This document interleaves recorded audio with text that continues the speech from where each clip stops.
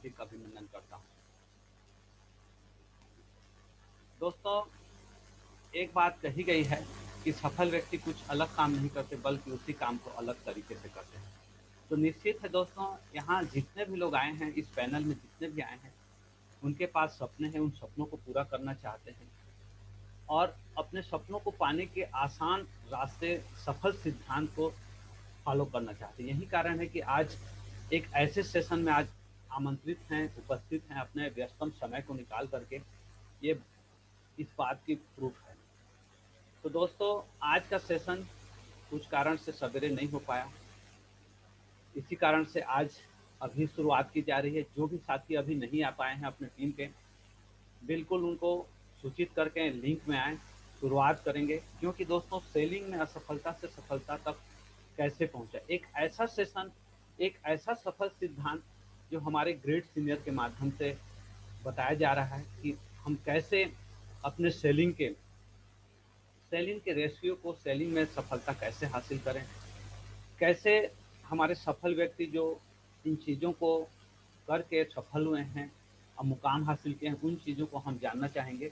इससे पहले आपसे कुछ निवेदन है दोस्तों। सबसे पहले तो अपना मोबाइल फ़ोन साइलेंट कर लें।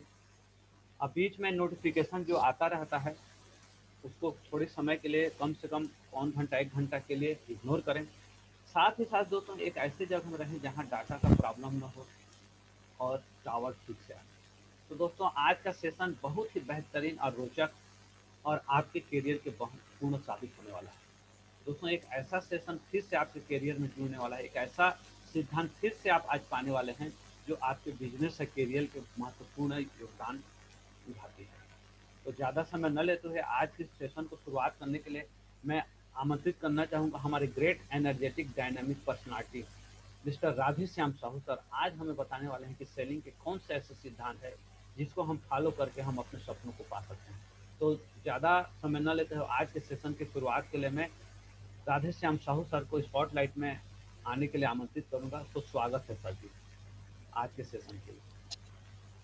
नमस्कार साथियों, सभी साथियों को नमस्कार। क्या साथियों, मेरी आवाज आप लोग तक आ रही है? अगर आ रही है तो अपना हैंड रेस करके बताएं। आ रही है सर, आ रही है। हम्म। चलिए साथियों, सबसे पहले तो मैं राधेश्याम साहू आप सभी लोगों की उज्जवल भविष्य की कामना करता हूं और उम्मीद करता हूं कि आप सभी के सभी स्वस्थ होंगे और आपका पूरा परिवार स्वस्थ होगा। क्योंकि आज के इस पैंडेमिक दौर में, ऐसे समय में, जिस समय में साथियों हम बहुत ही विषम परिस्थिति से गुजर रहे हैं, मतलब आज एक ऐसा दौर चल रहा है, ऐसा समय चल रहा है साथियों, जिस समय में सबसे महत्वपूर्ण चीज ये है कि हमको अपने आप को बीमारी से बचाना है, हमको अपने आप को स्वस्थ रखना है और अपने परिवार को स्वस्थ रखना है, पूरे परिवार को बीमारी से बचाना है। ऐसे समय में साथियों सबसे ज्यादा फोकस, सबसे ज्यादा ध्यान हमारा होना चाहिए अपने स्वास्थ्य और अपने परिवार की सुरक्षा पे। तो मैं पूरी तरह से उम्मीद करता हूँ साथियों कि आप सारे के सारे साथी अपने फैमिली और अपने खुद के स्वास्थ्य का हमेशा ध्यान रखें, केयर करें। और सबसे पहले कोई भी इनकम या कोई भी अचीवमेंट लेने से पहले साथियों आप ये ध्यान रखें आप स्वस्थ रहें और आपका परिवार स्वस्थ रहे। इसी के साथ साथियों, जैसा कि आज हमारा खंड 2, मतलब हम साथियों एक ऐसे व्यक्ति मिस्टर फ्रैंक बैटकर की दूसरे खंड में पहुंचने वाले हैं जिन्होंने मैं सेलिंग में असफलता सफलता तक कैसे पहुंचा, ये राइटर मिस्टर फ्रैंक बैटकर, जिन्होंने पूरी तरह से कमाल कर दिया सेल्स की दुनिया में। और उन्होंने ये बताया हमें कि कैसे हम सेल्स में बहुत बड़ा अचीवमेंट हासिल कर सकते हैं अगर हम इसे सीखने, जानने और करने का प्रयास करें। तो साथियों, फ्रैंक बैटकर जी आपको स्क्रीन पे दिख रहे हैं, आप देख सकते हैं। और वाकई में इन्होंने अपने जीवन में ऐसे महान महान काम किए, सेल्स के क्षेत्र में ऐसी ऐसी तकनीक, ऐसे ऐसे सिद्धांत निकाले जिनके बारे में अगर मैं आपको बताऊं या जिनको हम अमल कर लें तो हमारे जीवन में सक्सेस मिलना 100% तय है, 100%। साथियों, फिर से मैं हमेशा रिपीट करता हूँ, फिर से रिपीट करना चाहूंगा, इसमें कुल 6 खंड है और 35 अध्याय है। पहला खंड 4 अध्याय हमने अभी 4 सेशन में कंप्लीट किया। अगर किसी कारणवश कोई बंदा अगर किसी कारणवश अगर मिस कर गया होगा तो बिल्कुल साथियों मैं आप लोग से बोलना चाहूंगा कि मेरे पुराने जितने भी 4 सेशन है उसके वीडियो यूट्यूब में डले हुए हैं, आपको लिंक आपके सीनियर से मिल जाएगा, उसको जरूर देखें। क्योंकि साथियों सबसे महत्वपूर्ण चीज है एक एक सीढ़ी चढ़ना, तो कोई भी चीज छूट गया होगा तो उसको जरूर देखें। उसके बाद साथियों दूसरा खंड में 9 अध्याय है जिसकी शुरुआत आज हम करने वाले हैं। तीसरे खंड में 6 अध्याय, चौथे खंड में 4 अध्याय, पांचवें खंड में 8 अध्याय और छठवें खंड में 3 अध्याय। साथियों अब इस अध्याय में जो हम समझने वाले हैं, खंड 2 में जो हमने सबसे महत्वपूर्ण चीज समझा, उसमें अपन आगे बढ़ते हैं। साथियों खंड 2 में जो हम समझने वाले हैं, सेलिंग में सफलता का फार्मूला। इस सेलिंग में सफलता का क्या फार्मूला है। अभी तक साथियों हमने क्या देखा, क्या जाना, क्या समझा कि कैसे हमने अध्याय 1 में सीखा साथियों, कैसे हमको उत्साहित रहने की जरूरत है, कैसे मोटिवेट रहने की जरूरत है। कोई भी सेल्स में सबसे महत्वपूर्ण और सबसे इंपॉर्टेंट पार्ट होता है उत्साह का। उसके बाद साथियों दूसरे अध्याय में हमने सीखा कि वह सामान्य सामान्य व्यक्ति, वह दब्बू से दब्बू किस्म का आदमी अगर रोज 4 से 5 लोगों से मुलाकात करे और अपनी बातों को गंभीरता पूर्वक रखे तो 100% वो सफल हो सकता है। तीसरे अध्याय का हमने जो सीखा साथियों, मैं सार बताना चाहूंगा कि नए व्यक्तियों से बात करने में, स्टेज में बोलने में, प्लान देने में कभी भी संकोच नहीं करनी चाहिए। हमको कभी भी पीछे नहीं हटनी चाहिए। कभी भी हमको ऐसा कोई दिमाग में चीज नहीं लाना चाहिए जिसके कारण हम असफल हो जाएं। मतलब अपने संकोच और अजनबियों से बात करने के डर को जीतना। और चौथा जो हमने सीखा साथियों, जो सबसे महत्वपूर्ण चीज, इकलौता तरीका जो मैं खुद को व्यवस्थित कर पाया, सोचने और योजना बनाने के लिए पर्याप्त समय निकालें और साप्ताहिक वर्कशीट बनाएं।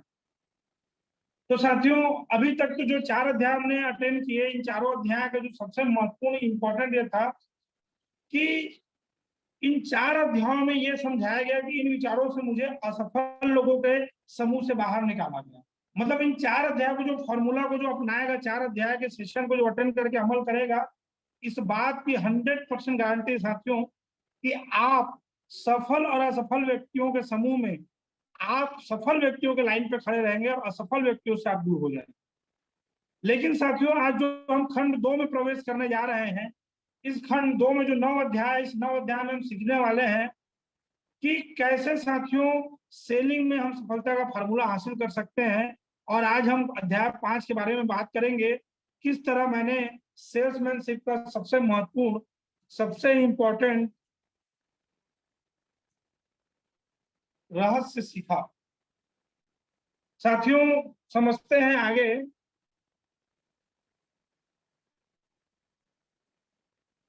यह जानिए कि लोग क्या चाहते हैं और फिर उसे हासिल करने में उन्हें मदद कीजिए, जिसको हम और आगे से समझते हैं साथियों बहुत अच्छे तरीके से। साथियों फ्रैंक बेटकर जी हमेशा सीखने और में विश्वास रखते हैं थे और हमेशा नई नई चीजों को सीखते रहते थे, हमेशा नई नई चीजों को सीखते रहते थे। उन्होंने इस अध्याय में हमें सेल्स का सबसे महत्वपूर्ण रहस्य बताया है, सेल करने का सबसे महत्वपूर्ण रहस्य बताया है। और फ्रैंक बेटकर जी से जो भी चीज हम सीख रहे हैं उनमें कोई भी बात, साथियों बेटकर जी जो हम बुक रीड कर रहे हैं और आपको जो मैं बता रहा हूं उसमें कोई भी बात ऐसा नहीं है जो हवा हवाई है। हर बात या ऐसे नहीं कि कोई मनगढ़ंत कहानी है। बेटकर जी हमें जो फार्मूला बता सिखा रहे हैं जो वास्तविक है, मतलब साथियों जो वास्तविक है और सच्चाई है, मतलब जो घटना घटी है, कौन से डेट में घटी है, कौन से सन में घटी है, किसके साथ घटी है, पूरा वो उल्लेख दे रहे हैं। साथ ही साथ इसी कड़ी में आइए जानते हैं साथियों फ्रैंक बेटकर के अगले सेल्स इंटरव्यू के बारे में। और इंटरव्यू को बताने से पहले साथियों आप लोगों को मैं जरूर ये चीज बताना चाहूंगा कि ये जो इंटरव्यू है इसको आप ध्यान से जरूर देखिए, सीखिए और समझे। क्योंकि साथियों इस बात को आप माइंड में सेट कीजिए कि इस पूरे सेशन में आपको ये समझ में आएगा कि थ्योरी तो कई लोग बता देते हैं, लेक्चर तो कई लोग दे देते हैं, परिभाषाएं तो कई सारे बता देते हैं, कहानी तो कोई भी सुना देते हैं। एक्चुअल इंटरव्यू जो सच्ची घटना है, जो सच्चाई के साथ गुजरा और उससे कितना बड़ा बेनिफिट फ्रैंक बेटकर को हुआ और क्या हुआ, समझते हैं साथियों उनके एक इंटरव्यू के माध्यम से। साथियों एक बार होता क्या है, एक सुबह मैं जॉर्ज स्कॉट एंड कंपनी के ऑफिस में गया, जो अमेरिका एंड डायमंड स्ट्रीट की ग्रासरी की बहुत बड़ी कंपनी थी। फ्रैंक बेटकर जी कहते हैं एक दिन सुबह सुबह मॉर्निंग में बेटकर जी कहाँ गए, जॉन स्कॉट एंड कंपनी के ऑफिस में गए, जो अमेरिका की diamond America and diamond street की ग्रासरी की बहुत बड़ी कंपनी थी और होलसेल की कंपनी थी। मैंने जॉन स्कॉट के बारे में पूछा, जैसे ही वो जाके पूछे कि जॉन स्कॉट कहाँ है करके, तो उनके बेटे हैरी से उनकी मुलाकात हुई और हैरी ने जवाब दिया। हैरी ने कहा, आज सुबह से डैडी बहुत व्यस्त हैं, क्या आपके पास उनसे मिलने का अपॉइंटमेंट है, क्या आपने उनसे अपॉइंटमेंट है? तो उन्होंने कहा, बैटकर जी ने कहा, अपॉइंटमेंट तो नहीं है, परंतु वो मेरी कंपनी से कुछ जानकारी चाहिए थी, वही मैं देने आया। मतलब फ्रैंक बैटकर ने बताया साथियों कि मेरे पास अपॉइंटमेंट तो नहीं है, लेकिन कुछ जानकारी चाहिए थी आपकी कंपनी ने मेरे कंपनी से, बीमा कंपनी से, इसलिए उस जानकारी को मैं देने आया हूँ, उस जानकारी को मैं बताने आया। साथियों, इतना कहते ही अचानक से पुत्र बोल ही रहा था कि तो आप गलत दिन आ गए, डैडी के ऑफिस में इस समय 3 लोग बैठे हुए हैं। और तभी तभी जॉन स्कॉट वहां आ गए और वेयर हाउस की तरफ जाने लगे। तभी अचानक से दरवाजे से बाहर 2 जॉन स्कॉट थे, वो आ गए और वेयर हाउस की तरफ जाने लगे। अब साथियों, वेयर हाउस तरफ जाने लगे। अब देखिए, खड़े खड़े फ्रैंक बैटकर ने कैसे क्लोजिंग किया, किन चीजों को ध्यान दिया, कैसे बातचीत की है। साथियों, इसको बहुत महत्वपूर्ण तरीके से ध्यान देने की जरूरत है, क्योंकि मैंने हमेशा देखा है, हम 100 रुपए, 200 रुपए, 500 रुपए का पेट्रोल डीजल खर्च करके बहुत दूर तक जाते हैं लोगों से मुलाकात करने के लिए, पसीना भी बहाते हैं, समय भी लगाते हैं, मेहनत भी करते हैं, लेकिन साथियों वहां पर जाके किन चीजों को ध्यान देना है, कैसे टेकल करना है, इसको हम नहीं समझ पाते और इसलिए हमेशा फेल हो जाते हैं। तो हम देखते हैं इस इंटरव्यू के माध्यम से बैटकर जी ने क्या क्या किया, समझते हैं। पुत्र ने डैडी को बताया, कोई आपसे मिलना चाहता है। वेयर हाउस में घुसते हुए बॉस ने कहा, क्या आप मुझसे मिलना चाहते हैं? मैं उसके पीछे पीछे चल दिया, बैठकर जो उसके पीछे पीछे चल दिए। और यह रहा उस इंटरव्यू का ब्यौरा, जिसको हमको ध्यान समझने की जरूरत है। मैं मिस्टर स्टॉक, मेरा नाम फ्रैंक बैटकर है। किसने बोला? बैटकर ने बोला, मैं मिस्टर स्टॉक स्टॉक मेरा नाम फ्रैंक बैटकर है। मैंने उसको उसका डाक दिखाते हुए कहा, आपने हमसे जो जानकारी मांगी थी वो मैं देने आया हूं। स्टॉक जो था साथियों, वो बोला, देखो यंग मैन, मुझे जानकारी नहीं चाहिए, परंतु मैंने सोचा क्यों ना वो मेमोरेंडम बुक ले ली जाए, जो कंपनी ने मेरे लिए अलग से रखी गई थी। यही वजह थी कि इसके लिए मैं डाक भेजा हुआ था। कहने का मतलब ये साथियों कि उसको फॉलो करने के लिए उनके कंपनी के थ्रू से एक मेमोरेंडम तैयार किया गया था कि हम आपके लिए, हमारे पास इस तरह का बीमा योजना है, इस तरह की योजनाएं हम गठित किए हैं जिसका फायदा मिल सकता है। लेकिन बैटकर जी ने क्या कहा, समझते हैं। बैटकर जी ने कहा, मैं मेमो बुक देते हुए, मिस्टर स्टॉक, इन छोटी बुकलेटों से हमारा जीवन बीमा नहीं बिकता, परंतु ध्यान से कीजिएगा साथियों, परंतु इससे हमें आमने सामने मिलने और बात करने का मौका मिल जाता है। फ्रैंक बैटकर ने स्पष्ट कहा कि मेमो बुक देते हुए मिस्टर स्कॉट, एक्चुअली क्या है, इसका नाम स्कॉट है लेकिन स्टॉक इसमें हो गया गलती से, इन छोटी बुकलेटों से हमारा बीमा नहीं बिकता, परंतु इससे हमें आमने सामने मिलने और बात करने का मौका मिल जाता है। और जैसे ये बात उन्होंने कहा, स्कॉट जो थे वो बोले, जॉन स्कॉट बोले, देखिए मैं अभी बहुत व्यस्त हूँ, इसके अलावा मैं बीमे के बारे में विचार कर अपना समय बर्बाद नहीं करना चाहता। इसके अलावा मैं बीमे का विचार कर अपना समय बर्बाद नहीं करना चाहता। मैं 63 साल का हो गया हूं और मैंने कई सालों से बीमा खरीदना बंद कर दिया। मेरे बच्चे अब बड़े हो चुके हैं और वे मुझसे बेहतर खुद का ध्यान रख सकते हैं, और मेरे साथ सिर्फ मेरी पत्नी और मेरी पुत्री है। और अगर मुझे कुछ हो जाता है तो उनके पास इतना पैसा होगा जो उनके जरूरत से ज्यादा है। समझिएगा साथियों, ये स्कॉट ने किसको बताया? फ्रैंक बैटकर को, कि मैं बीमे के बारे में बात करके बिल्कुल भी समय बर्बाद नहीं करना चाहता। समझिएगा साथियों, हम लोग जब किसी व्यक्ति को व्यस्त देखते हैं तो कैसे छोड़ के आ जाते हैं। उस बंदे के ऑफिस में फ्रैंक बैटकर जी गए, ऑलरेडी 3 लोग अपॉइंटमेंट लेके उनके ऑफिस में बैठे हुए थे। बड़ी मुश्किल से वे वेयर हाउस में किसी काम से आए हुए थे, और जब बैठकर जी ने उनसे बात करने का प्रयास किया तो साफ उन्होंने मना कर दिया कि मैं केवल केवल ये परीक्षा लेना चाह रहा था, जानना चाह रहा था कि मेरे लिए क्या योजना आपके पास हो, मेरे को कोई इंटरेस्ट नहीं है बीमा बेचने में, 1% का इंटरेस्ट नहीं है। उसके बाद भी बैठकर जी जो थे, फ्रैंक बैठकर जी जो थे, वो बताए, उनको उन्होंने साफ बताया, मैं 63 साल का हो गया हूँ और मैं बीमा खरीदना भी बंद कर दिया सालों से, और मेरे साथ केवल मेरी पुत्री और मेरी पत्नी रहती है, और अगर कुछ मेरे को हो जाता है तो उनके पास जरूरत से ज्यादा पैसा। मतलब साथियों, अगर फ्रैंक बैठकर की जगह आप या हम या कोई दूसरा व्यक्ति रहता तो मिस्टर स्कॉट को सलाम करता, नमस्ते करता और बोलता कि ठीक है सर, कोई बात नहीं, आपने समय दिया इसके लिए धन्यवाद। लेकिन बैठकर जी ने क्या किया समझते हैं आगे? बैठकर जी ने और आगे गए, एक कदम और आगे गए, एक कदम और आगे गए। कहाँ गए, क्या किए, देखते हैं। बैठकर जी ने बोला, यानी मैं मिस्टर स्टॉक, एक्चुअली वो स्कॉट है, स्कॉट, आपके जैसे सफल व्यक्ति के पास अपने परिवार और बिजनेस के अलावा और भी तो रुचियां होंगी। आपके जैसे सफल व्यक्ति के पास, समझिए साथियों, पॉइंट टू नोटेड, हम हमेशा फॉलोअप में जाते हैं, फील्ड में जाते हैं, हमेशा क्या करते हैं, या तो भटक जाते हैं या तो भटकाव में रहते हैं। पॉइंट को नोट कीजिए।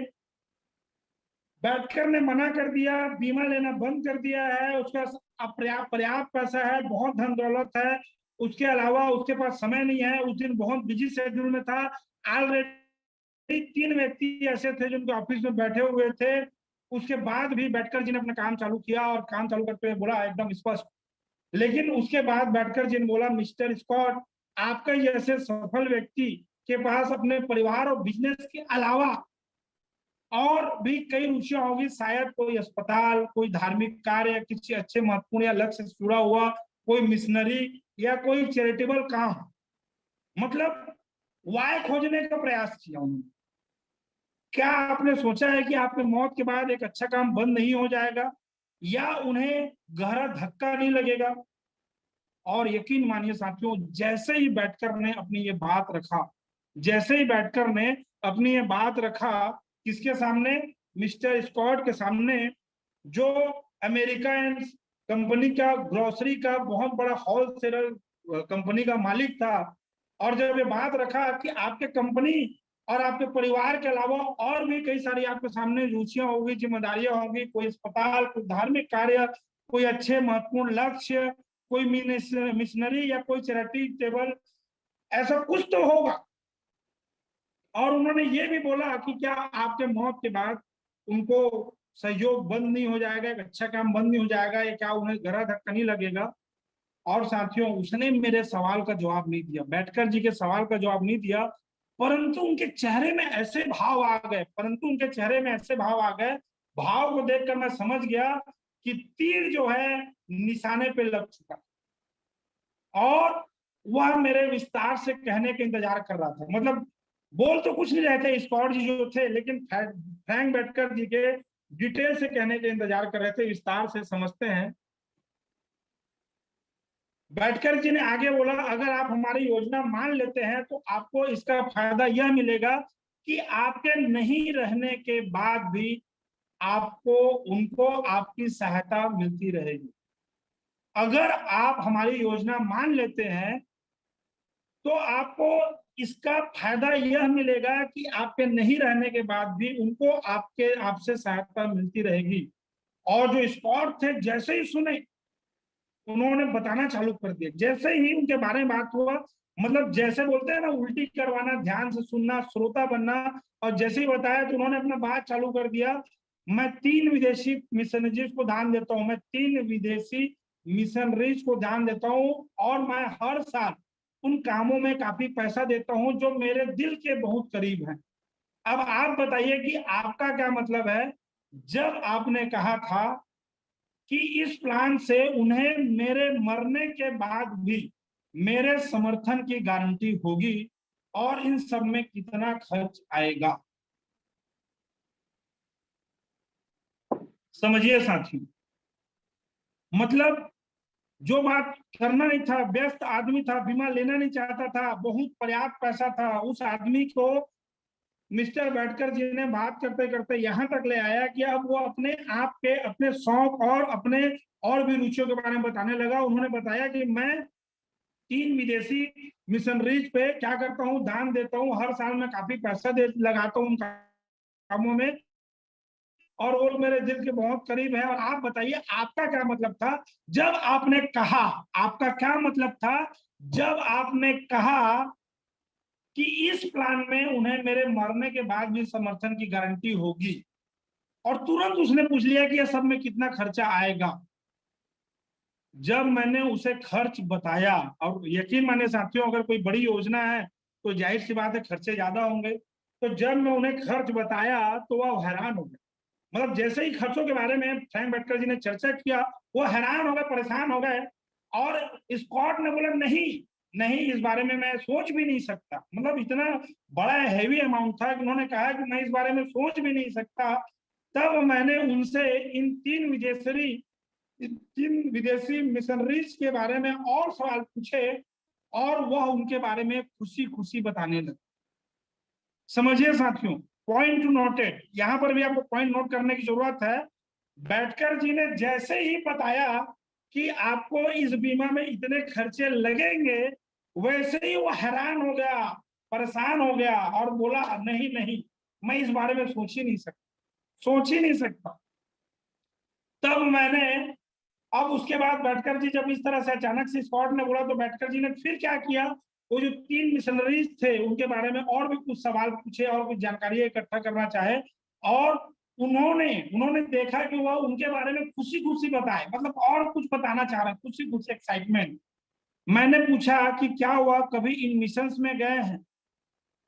वह बताया वह नहीं गया है, परंतु उसका एक बेटा और बहू निकारागुआ में एक मिशन के इंचार्ज है। उन 3 मिशन में से, मिशनरीज में से एक मिशन के इंचार्ज उनके बेटा, उनकी बहू है, जो निकारागुआ नाम के जगह पे स्थित है, और वह वहां शरद ऋतु में जाने वाले हैं, शरद ऋतु में जाने की योजना बना रहा है। फिर उसने मुझे उसके काम के कई किस्से सुनाए। उसके बाद उन्होंने बताया कि मैं यहाँ जाने वाला हूँ, अपने फैक्ट्री के बारे में बताया, अपने काम कैसे चल रहे के बारे में बताया। उसने बताया कि कैसे वो अमेरिका शहर में बहुत समय पहले आया था, एक ग्रोसरी जॉब में, ग्रोसरी कंपनी, छोटी सी कंपनी में जॉब किया करता था, कैसे वो अपना खुद का कंपनी खोला। लगातार लगातार बताते गया। उन्होंने बताया मेरे बेटा, मेरे बहू जो है वो निकारागुआ में इस मिशनरीज को संभालते हैं, एक मिशनरीज के इंचार्ज हैं, बाकी 2 को मैं यहीं से दान देता हूँ और कवर करता हूँ। मतलब बहुत सारे किस्से सुनाना चालू कर दिए। मतलब अब बैठकर जी कम से कम आधा 1 घंटा उनके किस्से सुनने में अपना समय लगा। जी जी, हाँ हाँ, यस, बिल्कुल, बहुत बढ़िया, बहुत बढ़िया, बहुत बढ़िया, शानदार शानदार शानदार, जबरदस्त, वाह, वास्तव में सर, वाकई, मतलब लगातार लगातार उनकी पूरी बातों को बैठकर जी ने सुना, एक भी बात को स्किप नहीं की, सुनने में समय लगा, एक अच्छे श्रोता बने। उसके बाद क्या हुआ साथियों, मैंने पूरी रुचि के साथ सुना,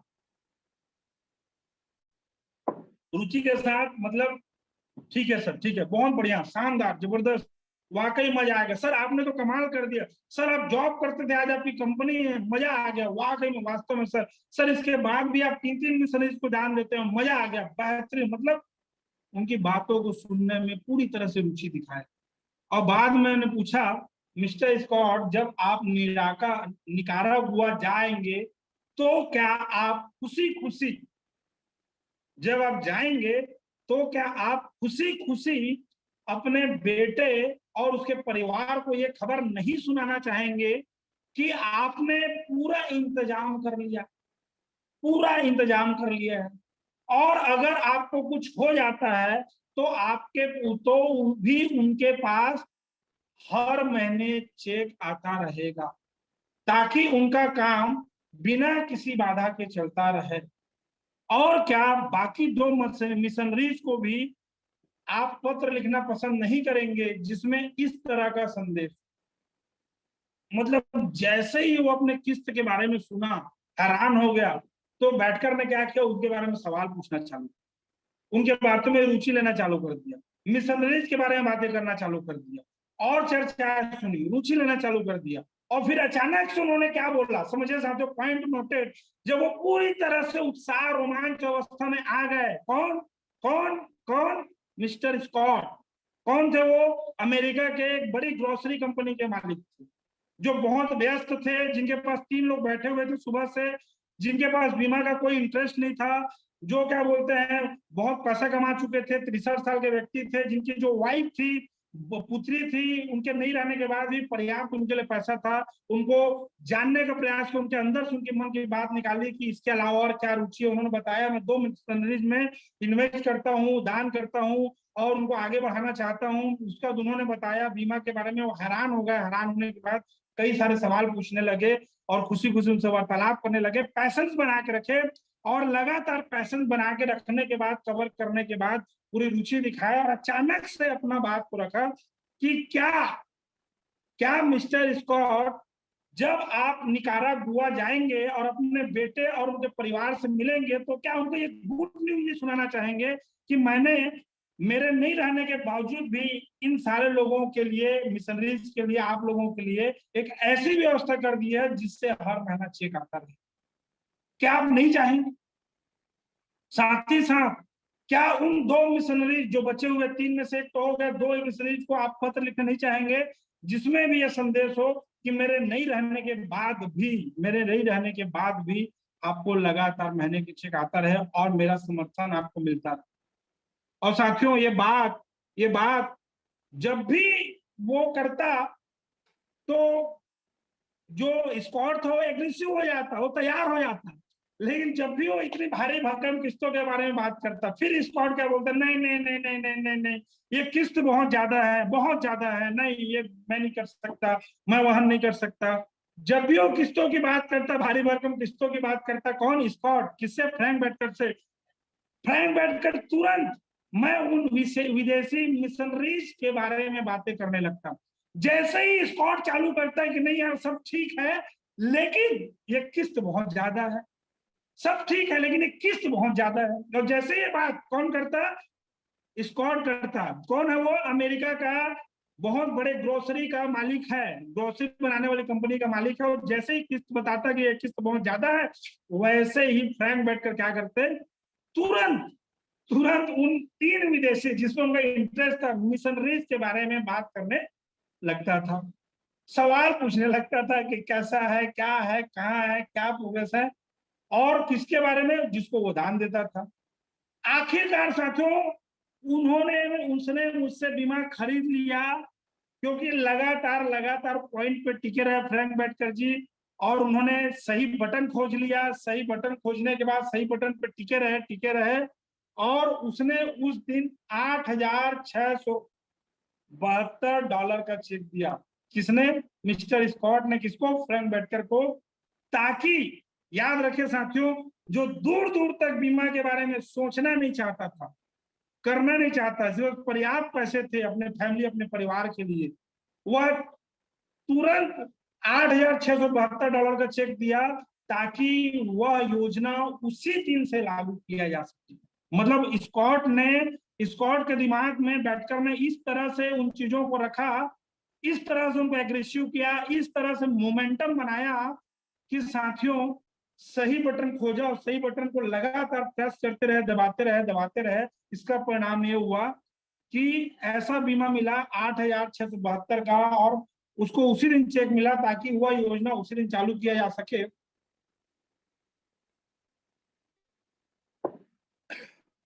और उनके ऑफिस से निकलते निकलते वो हवा में उड़ रहा था, चल नहीं रहा था, हवा में उड़ रहा था। कौन? फ्रैंक बैटकर। खुशी के मारे ठिकाना नहीं था। मैंने चेक को अपने बगल के जेब में रखा और साथ में हाथ से भी पकड़ा रहा। क्यों? कहीं उड़ ना जाए, कहीं ये गिर ना जाए। जब मैं कंपनी के हेड ऑफिस पहुंचा साथियों, जब फ्रैंक बैटकर कंपनी के हेड ऑफिस पहुंचे तो उनको सुनकर ये बहुत बड़ी हैरानी हुई, बहुत बड़ी हैरानी हुई कि कंपनी के इतिहास में यह सबसे बड़ी सेल्स में से एक थी। और ये उनके लिए और रोमांच कर देने वाला बात था। फ्रैंक बैटकर को अपने कंपनी के हेड ऑफिस पहुंचने के बाद ये पता चला, और पता चलने के बाद बहुत हैरानी हुई, एक्साइटमेंट हुए, खुश हुए कि उनको पता चला कि कंपनी के इतिहास में यह सबसे बड़ी सेल्स में से एक, मतलब कंपनी में जो जितने भी बड़ी बड़ी सेलें होती हैं उनमें से ये एक है।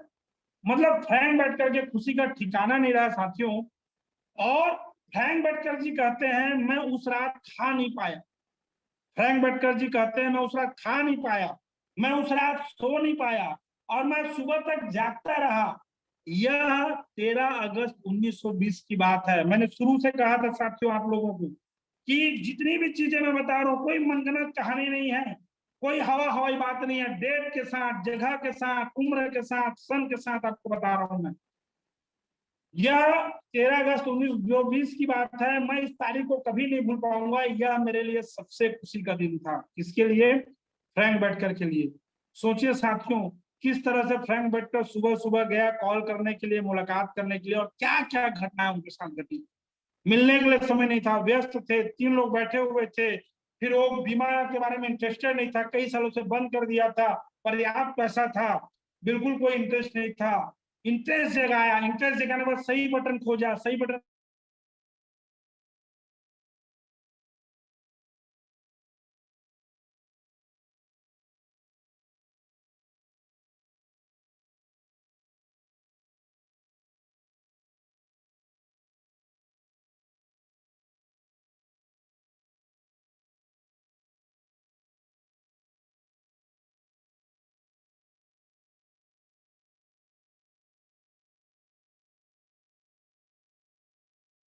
लोगों से कुछ सवाल करना चाहूंगा। आप में से कितने ऐसे लोग हैं, कितने ऐसे साथी हैं साथियों, जो लोग किसी से मिलने जाते हैं और उसके बार बार मना करने के बावजूद भी, बार बार नकारात्मक चीजें बोलने के बावजूद भी, बार बार उनको ना मिलने के बावजूद भी वो डटे रहते हैं, खड़े रहते हैं? मैं जानना चाहूँ कितने ऐसे लोग। मोदी जी, जुलूस मोदी जी हाथ उठाए।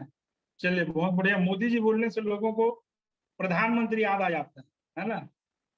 कृष्णा यादव जी ने हाथ उठाया है, बहुत बढ़िया। टाइप करके भी आप बता सकते हैं।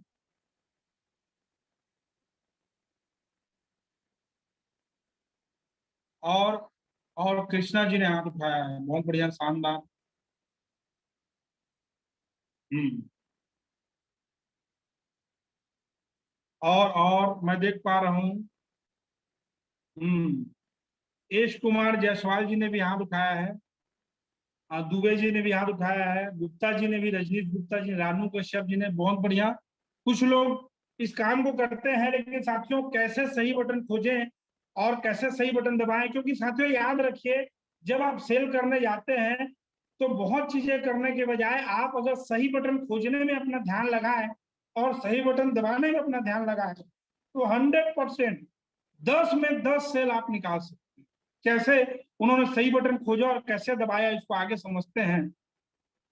चूंकि यह सेल मुझ जैसे अनुभवहीन और गलती करने वाले नवयुवक ने किया था, जिसने ग्रेड स्कूल भी पूरा नहीं किया था, इसलिए इस बात से थोड़ी सहमति फैलना स्वाभाविक था।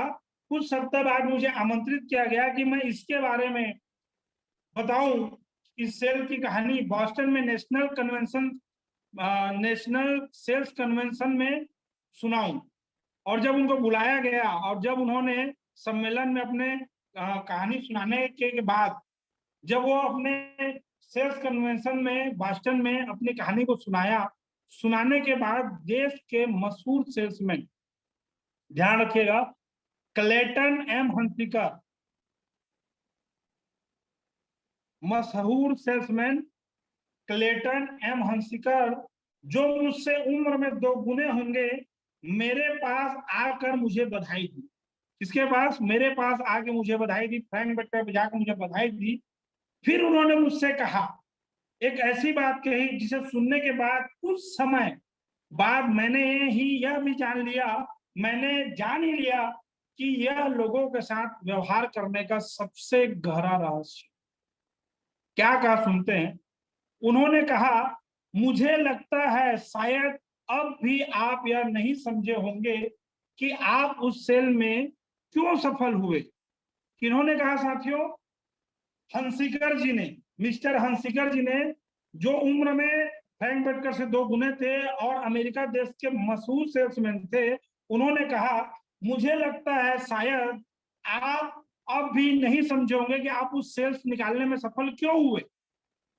किससे कहा? फ्रैंक बेटकर जी से। किसने कहा? अब क्लेटन एम हंसिकर जी ने कहा।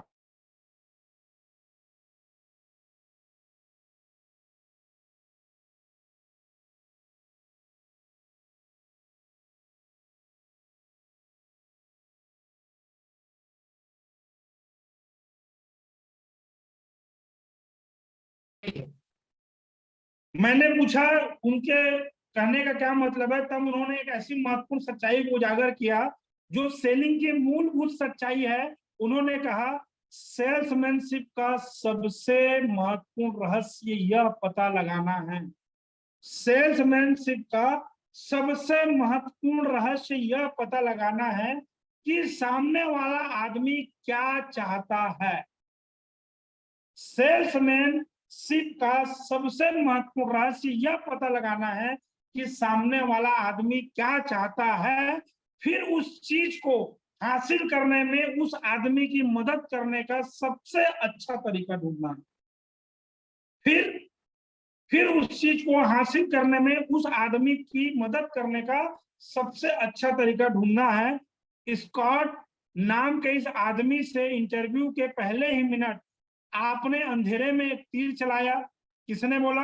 हंसिकर जी ने फ्रैंक बेटकर को बोला कि स्कॉट नाम के आदमी से मिलने के पहले ही समय, पहले मिनट में आपने अंधेरे में एक तीर चलाया और आपको संयोगवश ये पता चल गया कि वह क्या चाहता था।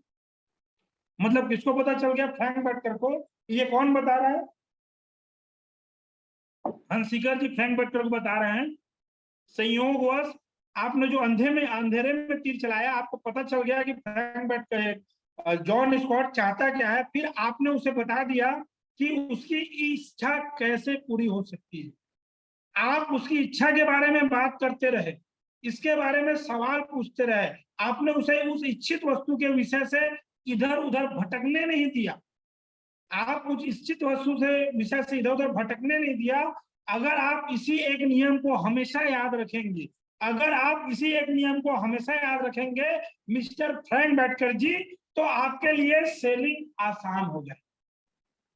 ये एक ऐसे सेल्समैन ने बताया जिसका नाम क्लेटन हंसिकर था, जो उम्र में दोगुना था किससे? फ्रैंक बेटकर से, जो अमेरिका के देश का सबसे बड़ा और सबसे मशहूर सेल्समैन था। उन्होंने बताया कि आपने अंधेरे में एक तीर लगाया और उस तीर पे निशाना लग गया, आप उस पर बने रहे, लगातार सवाल पूछते रहे और उस इच्छित वस्तु को भटकने नहीं दिया।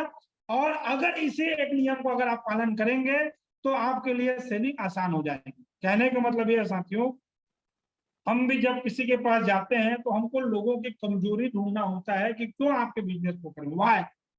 हर आदमी पैसे के लिए बिजनेस नहीं करेगा, हर आदमी टाइम फ्रीडम के लिए नहीं आएगा, हर आदमी मनी फ्रीडम। कोई हो सकता है एक अच्छे ग्रुप के लिए आए, कोई हो सकता है एक अच्छा स्पीकर बनने के लिए आए, कोई हो सकता है अपने बच्चों के अच्छी शिक्षा के लिए आए, कोई हो सकता है सम्मान के लिए आए। तो साथियों, हम भी जब सेल करने जाते हैं तो अंधाधुंध गोली मारना, बंदूक पकड़ लिए लगा रहे। साथियों, हमको सबसे पहले ये समझना पड़ेगा कि सामने वाला चाहता क्या है, और जो चाहता है उसको पाने में आपको मदद करना पड़ेगा आपके बिजनेस के रास्ते से। आगे समझते हैं। इस लेसन से हमने सीखा कि हमें हमेशा प्रोस्पेक्ट की इच्छा का पता लगाना, कि प्रोस्पेक्ट चाहता क्या है, और लगातार लगातार उसके ऊपर बात करना है। साथ ही साथ अपना फोकस पूरा का पूरा सेल पर रखना, पूरा फोकस सेल पर रखना। कैसे समझते हैं साथियों? उसके बाद में पूरे 3 दिन तक पूरे समय मिस्टर हंसिकर की बातों को सोचता रहा, बातों के बारे में सोचता रहा। वे सही थे। मैंने सच में ये नहीं सोचा था कि मैं वह सेल करने में क्यों सफल हुआ था। अगर क्लेट हंसिकर ने नहीं बताया होता तो मैं वर्षों तक भटकता रहा था। मतलब बेटकर जी ने सेल तो निकाल लिया था, लेकिन सच में वो कभी नहीं सोचे थे कि वो क्यों सफल हुए थे। अगर हंसिकर जी, क्लेटन हंसिकर जी ने नहीं बताया होता तो वर्षों तक वो भटकते रहते। जब मैंने उनकी बातों पर विचार किया तो मुझे समझ में आने लगा कि ज्यादातर मुलाकातों में सामने वाले मेरा विरोध क्यों किया करते थे।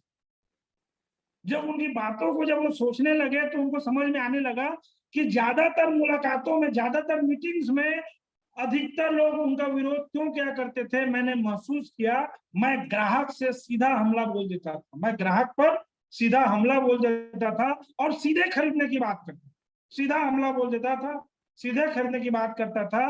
मैं ना तो यह जानता था, ना जानने की कोशिश करता था कि सामने वाला क्या चाहता। और साथियों, जब नए नए हम बिजनेस करना चालू करते हैं, नया नया जब हम काम चालू करते हैं या फील्ड में जाते हैं, तो हमारे साथ भी ऐसा होता है, हम जाते ही एकदम प्लान दिखाना, जाते ही फॉलोअप करना, कुछ भी करके तुम ज्वाइन करो, हमारी कंपनी अच्छी है, बिजनेस अच्छा है, एक छोड़ कमाओगे, ये करोगे, वो करोगे, ये सब बताना हम चालू कर देते। हम कभी भी ये जानने समझने का प्रयास नहीं करते साथियों कि वो चाहता क्या। लेकिन इस सिद्धांत को फ्रैंक बेटकर ने हमें सिखाया और क्लेटन हंसिकर ने उनको याद दिलाया कि इन चीजों के साथ आप सफल हुए। और बेटकर जी अपनी आप बीती देखे तो उनको समझ में आया सच्चाई और सच्चाई की कहानी, कि वास्तव में उसका भी कई बार विरोध हुआ और वो जाते ही सेल्स की बात करना चालू कर देता था, खरीदाने के लिए चालू कर देता था। उनको बात समझ में आया कि सही मायने में अगर हम किसको ज्वाइन कराना चाहते हैं, किसी को सेल करना चाहते हैं, तो हमको ये ढूंढना पड़ेगा उसके अंदर कि वो अपने लाइफ में चाहता क्या है, उसे पकड़ बनानी पड़ेगी और उस पॉइंट ऑफ व्यू पे लगातार बात करना पड़ेगा, और उस लगातार बात करते ही हमारा सेल क्लोज हो जाए। इसी में आगे बढ़ते हैं साथियों। मैं इस नए विचार को लेकर इतना रोमांचित हो गया कि अनजाने में किया गया प्रयोग मुझसे इतने बड़े सफलता का रहस्य दे सकता है, मुझे इतने बड़े सफलता का रहस्य दे सकता है। इसका प्रयोग करने के लिए फिर से फिलाडेल्फिया पहुंचने का मैं इंतजार कर रहा था, और इंतजार करना मेरे लिए दूभर हो जा रहा था। मतलब इतना एक्साइटेड हो गए फ्रैंक बेटकर जी, इतना रोमांचित हो गए, इतना एक्साइटेड हो गए कि फिलाडेल्फिया जो शहर में वो जाने के लिए, फिर से सेल करने जाने के लिए, मतलब समय जो था वो कट नहीं रहा था, इंतजार हो नहीं रहा था। मतलब ऐसा लग रहा था उनको कि मैं कब जाऊं और कब जाके फिर से सेल निकालूं। इसमें मैं जॉन स्कॉट और उनकी स्थिति के बारे में सोचने के लिए विवश हुआ। फिर जॉन स्कॉट के बारे में सोचने के लिए प्रयास किया, विवश हुआ।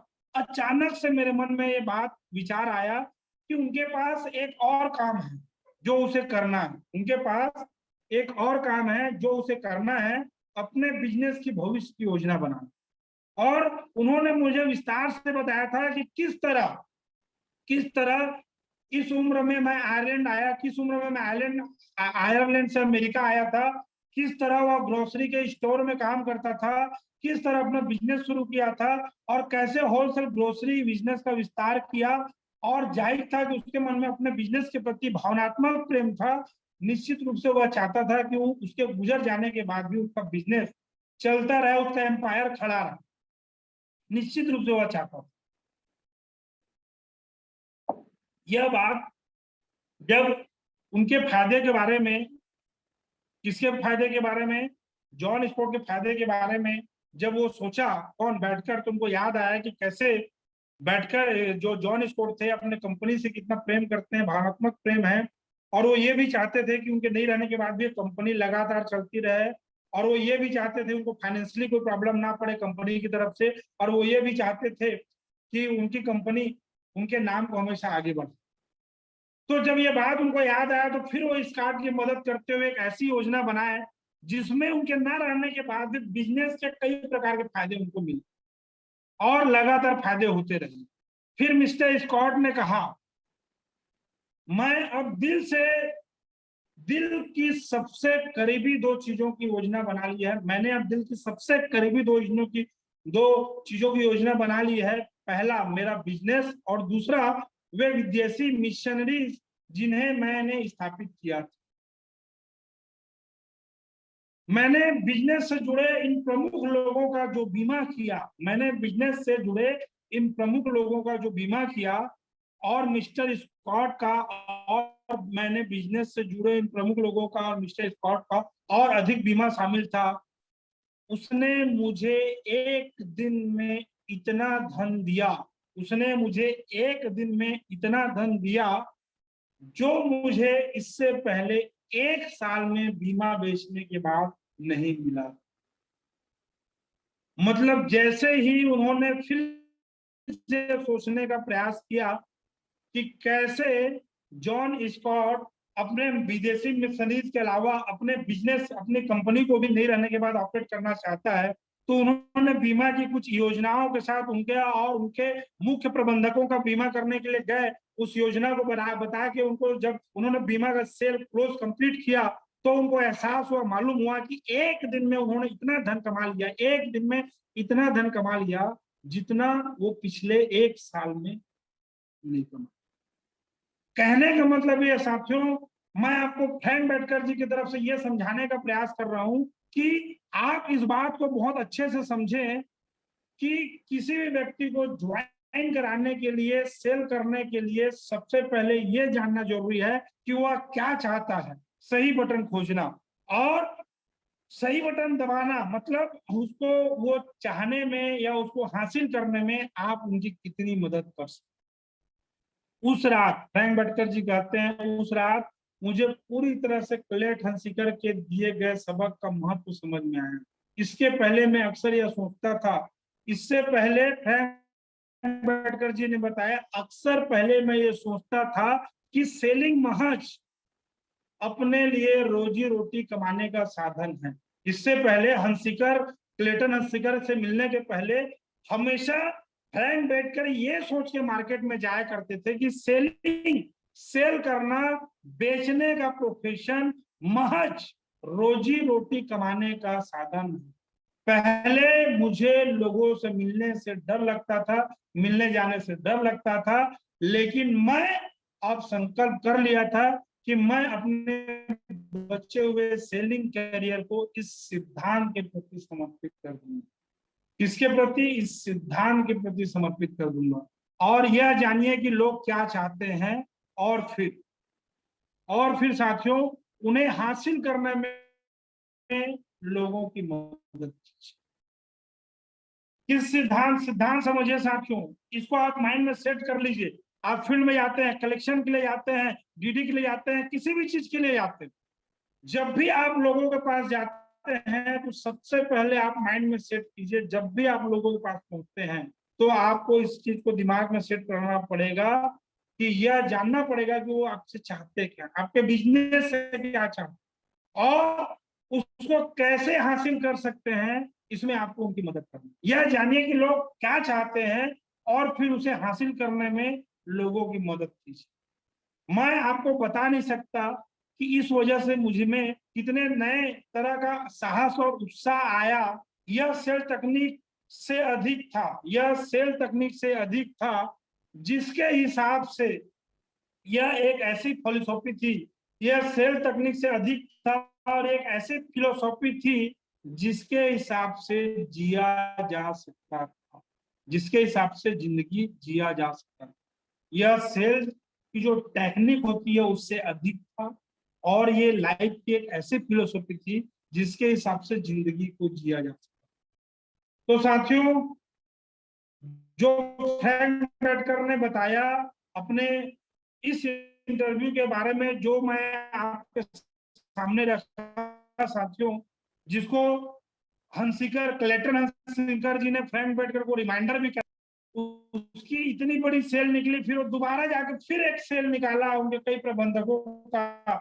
और इन सब चीजों का जो मूल सार यह साथियों कि सेल निकालते समय यह जानिए कि लोग क्या चाहते हैं, यह जानिए कि लोग क्या चाहते हैं और फिर उसे हासिल करने में लोगों की मदद कीजिए। यह जानिए कि लोग क्या चाहते हैं, फिर उसे हासिल करने में लोगों की मदद कीजिए। तो साथियों, आप सभी के सभी बहुत अच्छे श्रोतागण है और आज की सेशन को पूरी तरह से अटेंड किया। और साथियों, और सबसे महत्वपूर्ण रहस्य है, इस रहस्य के दौरान हमने जो सीखा जाना वो यह जाना साथियों कि सेल से निकालने के लिए आदमी के पास जब हम मिलने जाए, व्यक्ति कितना भी व्यस्त हो, कितना भी अग्रेसिव हो, कितना भी बिजी हो, कितना भी बहाने बनाए, कितने बार भी मना करे, अगर आप ये प्रयास करते हैं सही बटन खोजने का, अगर आप प्रयास करते हैं कि वह व्यक्ति क्या चाहते हैं अपने लाइफ में, ये जानने का प्रयास करते हैं और फिर उसे उसको हासिल करने में मदद करने का प्रयास करते हैं, जब भी वो सब्जेक्ट से भटकता है उसको बार बार उस सब्जेक्ट पे लेके आते हैं, उसको भटकने नहीं देते हैं, बार बार उनके वाई पे वार करते हैं, बार बार उनको क्या चाहिए, उनके क्या ड्रीम पे आप टच करते हैं। तो 100% साथियों, आप में हर एक व्यक्ति, आज जितने भी लोग इस लिंक में शामिल हो, उनमें से हर एक व्यक्ति हर एक सेल पे एक सेल निकाल सकते हैं, 10 सेल पे 10 सेल निकाल सकते हैं, 100 लोगों से मिलकर 100 सेल निकाल सकते हैं। और साथियों, आज सुबह लाइट बोल होने की वजह से, पानी के कारण हमने टाइम चेंज किया, कई लोगों को सूचना मिल पाया, कई लोगों को सूचना नहीं मिल पाया। मैं फिर से बताना चाहूंगा, हम फिर मिलेंगे सेल्स की अगली टेक्निक के साथ गुरुवार को सुबह 10 बजे। तब तक के लिए मैं आप लोगों से विदा चाहूंगा साथियों। मैं राधे श्याम साहू उम्मीद करता हूं कि आप स्वस्थ होंगे, आपके परिवार स्वस्थ होंगे, और मैं आप सभी लोगों के उज्जवल भविष्य की कामना करते हुए अपने वाणी को ही विराम देना चाहूंगा। Thank you, all the best, go diamond साथियों, गुड डे। और आप अपने लाइफ में बहुत आगे जाएं, अपने जीवन में बहुत बड़ी उपलब्धि हासिल करें। आगे के लिए मैं टंडर से को इनवाइट करना चाहूंगा, और आज के जो फीडबैक देने वाले हैं हमारे ग्रेट आनंद सर, ताकि वो उनको इनवाइट कर सके। Thank you, all the best साथियों। थैंक यू सर, बहुत बहुत धन्यवाद। अब बेहतरीन सेशन सर, वाकई ये सेशन ज्यों ज्यों आगे बढ़ते जा रहा है मज़ा आता जा रहा है। और निश्चित है सर, आपने अपने हमारे करियर के लिए एक बेहतरीन सीख, बेहतरीन पार्ट सिखाया। यदि हम फॉलो में जाते हैं, यदि हम सेल्स क्लोजिंग करने जाते हैं, तो सबसे पहले हम उसकी बातों को ध्यानपूर्वक, रुचिपूर्वक सुने। साथ ही साथ वो व्यक्ति क्या चाहता है उसको हासिल करने में हम मदद करें सर। ये आपने बेहतरीन तरीके से आज के सेशन में बताया सर। निश्चित है इसका लाभ जितने भी सेशन में आए हैं साथी उसका लाभ लेंगे, और निश्चित है आज के बाद जो है सर सेल्स क्लोजिंग की लाइन लग जाएगी, और इस फार्मूला का, इस सिद्धांत का जरूर उपयोग करेंगे। तो आज का सेशन के लिए हम कैसा रहा, सर का मंशा कैसा रहा, सर का फीडबैक कैसा रहा, इसके लिए मैं स्पॉटलाइट में लाने की रिक्वेस्ट करूंगा हमारे ग्रेट मोस्ट सीनियर मिस्टर आनंद तिवारी सर। तो वो आए और प्लीज सर इस जानकारी को बताएं कि कैसा लगा सर ये जानकारी। स्वागत है सर जी। अल्टीमेट, बहुत बढ़िया। मतलब खंड 1 के 4 अध्याय थे, वो भी लाजवाब थे, नो डाउट। एक्साइटमेंट, डर हटाना और अपनी चीजों कैसे प्रायोरिटीज रखना।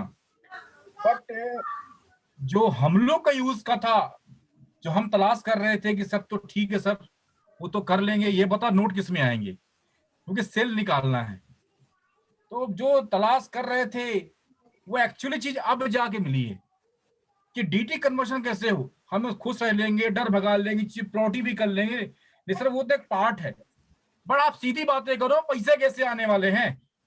बट आज के सेशन में शानदार आपको वो गुरु मंत्र मिला हुआ है जिसके कारण रियल में सेल निकल सकती है। उसके सबसे बड़े एग्जांपल आप खुद हैं। आप खुद देखिए, आपने सेल क्यों दी थी। सामने वाले जिसने आपको फॉलो किया उसके फायदे के लिए या अपने फायदे के लिए।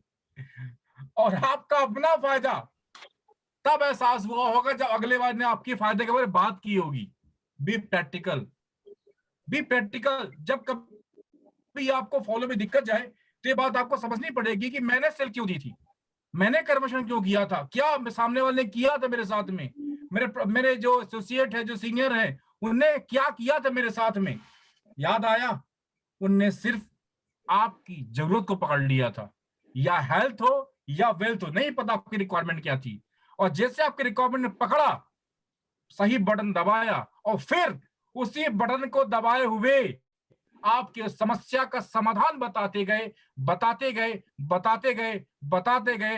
हालत अनुकूल थी नहीं थी, पैसा था नहीं था, करने का मूड था नहीं था, कोई फर्क नहीं पड़ा। आप खुद गवाह हैं कि जब आपकी उपयोगिता सामने आई तो आपने जुगाड़ करके, पैसा था नहीं, पता नहीं था नहीं था, आपको लोगों है था तो दे दिया, नहीं था तो आपने जुगाड़ करके दिया। क्योंकि जब तक दोस्तों लोगों के फायदे के बारे में बात नहीं करोगे, लोग की जरूरत के बारे में बात नहीं करोगे, लोग के सपने बारे में बात नहीं करोगे, तो सेल कभी भी आपकी कन्वर्ट नहीं होगी, नहीं होगी, नहीं होगी। क्योंकि दुनिया में ऐसा कोई नहीं है बंदा जो आपके फायदे के लिए काम करे। हर इंसान सिर्फ अपने फायदे के लिए काम करता है। आदमी अपने फायदे के लिए जहां बोले वहां चला जाएगा, लेकिन जब सामने आएगा आपका फायदा है, वो इंसान हिलेगा नहीं घर से। तो फॉलोअप की सबसे बड़ी टेक्निक, चाबी मिल गई है आपको। कैसे फॉलोअप का ताला खोलना, डीडी कन्वर्ट कैसे करनी है दोस्तों। हमेशा अगले अगले प्रोस्पेक्ट का ख्याल रखें, उसकी सही बटन दबाएं, उसकी नब्ज तसल्ली की, कमजोर नस कहां उसकी, यहाँ क्या चाहिए एक्चुअली उसको, अच्छा हेल्थ, अच्छा वेल्थ और बहुत चीजें मिल सकती है उसको। बस उसको ये बिजनेस के माध्यम से कैसे प्राप्त होंगी उसका रास्ता बताना है, आपको जस्टिफाई करना है। सेल तो अपने आप निकलती है, सेल निकालना नहीं पड़ता। सेल तो एक प्रोसेस है, सेल तो एक परिणाम है, बट आपको ये प्रोसेस लगातार फॉलोअप करना है। एक फॉलोअप पे नहीं, 2 फॉलोअप पे नहीं, 3 फॉलोअप पे नहीं, 4 फॉलोअप पे नहीं, जब तक आप उसको साबित ना कर दोगे आपको जो चाहिए आपको यहां से मिलेगा, सेल तो अपने आप क्लोज होगी। सीधी बात दोस्तों, बड़ा शानदार सेशन रहा और थैंक्स फॉर साहू सर के लिए कि ये जो सिस्टम चला रहे हैं, जो हम लोग की नई सीख है और कई लोग के लिए ये एक यादगार सेशन रहेगा, हमारा लाइफ टाइम सेशन रहेगा कि लॉकडाउन में ये चीज सीखा था और उसकी मदद से आज ही मैं सेल निकाल रहा हूं और टीम को निकलवाने मदद भी कर रहा हूं। ये रहस्य जानकारी लॉकडाउन से मिली थी और थैंक्स फॉर, क्योंकि साहू सर की मदद से ही सेशन चल रहा है और बड़ा अच्छा लग रहा है कि हम लगातार आगे बढ़ते हैं। बस दोस्तों, इसको अपनी टीम में लगातार प्रमोट करना है। जो आज किसी कारण टाइम से छूट गए थे, अगली बार सबको प्रमोट करना है और फिर से हमारा क्षमता रहेगा। आज दोस्तों अध्याय 1 खत्म हुआ है, अभी लंबा सफर है और लंबे सफर में हर एक अध्याय नया होगा। हर एक अध्याय नया, रिपीटेबल नहीं है कि आज चीज सीख लिया कल भी सिखा रहे, नहीं, हर अध्याय नया है। ठीक है दोस्तों, wish all the best, thank you all of you. Sir बहुत बहुत धन्यवाद, बेहतरीन अनुभव रहा आपका आज के सेशन का। और वाकई सर आपके सेशन में आपने खुद के फॉलोअप को याद दिला दिया कि किस तरीके से हमारे सीनियरों ने हमें फॉलोअप किया था, डीडी कलेक्शन किया था। तो thank you sir, thank you आप दोनों सीनियरों को, राधेश्याम साहू सर को, आनंद तिवारी सर को। आप दोनों का मार्गदर्शन हम साथियों पे बना रहे, इस जूम लिंक में आए सभी साथियों को बना रहे और ऐसे ही हम उम्मीद करते हैं कि ऐसी ज्ञान की अविरल धारा बहती रहे और हम सारे साथी इसका रसपान करते रहें। तो थैंक यू, आज के सेशन के लिए बहुत बहुत धन्यवाद और जूम में आए सभी साथियों की तरफ से बहुत बहुत थैंक्स। और नेक्स्ट गुरुवार के 10 बजे सेशन फिर अगला अध्याय को लेकर के हम उपस्थित होंगे। तब तक के लिए आज का सेशन के लिए thank you, good day, good evening. और सभी को अनम्यूट करता हूँ, सभी सर का थैंक्स कर सकते हैं, तो सभी लोग अनम्यूट हैं। सर थैंक, बहुत ही शानदार सेशन सर जी, बहुत बहुत धन्यवाद।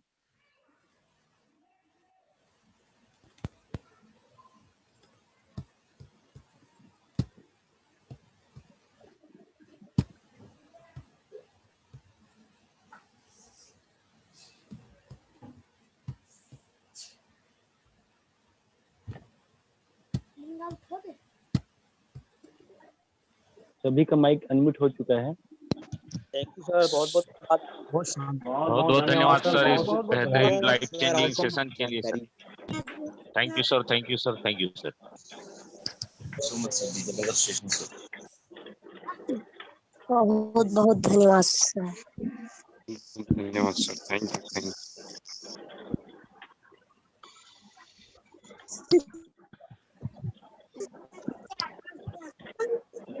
भर डाल होती, ड्रम बाथरूम भर डाल जा।